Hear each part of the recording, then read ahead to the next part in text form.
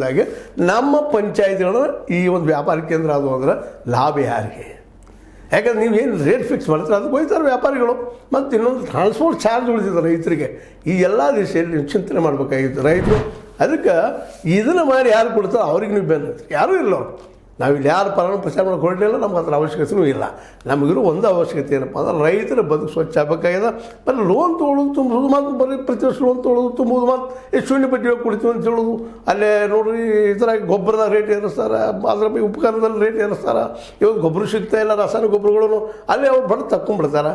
ಮುಂದೆ ಅದ್ರ ಜೊತೆ ಇವನ್ ನಿಮಗೆ LIC ಇವೇನು ಲೈಫ್ ಇನ್ಶೂರೆನ್ಸ್ ಅವು ಸರಿಯಾಗಿ ರೈತರಿಗೆ ಸಿಗ್ತಾಯಿಲ್ಲ. ಇವೆಲ್ಲ ನೆಲೆಗಟ್ಟಿನಲ್ಲೇ ನೀವು ಬಲಿಷ್ಠ ಆಗಬೇಕಾಗಿತ್ತು. ನಿಮ್ಮ ಮಾರ್ಕೆಟ್ಗೆ ಹೇಗೆ ಸಿಗೋದು?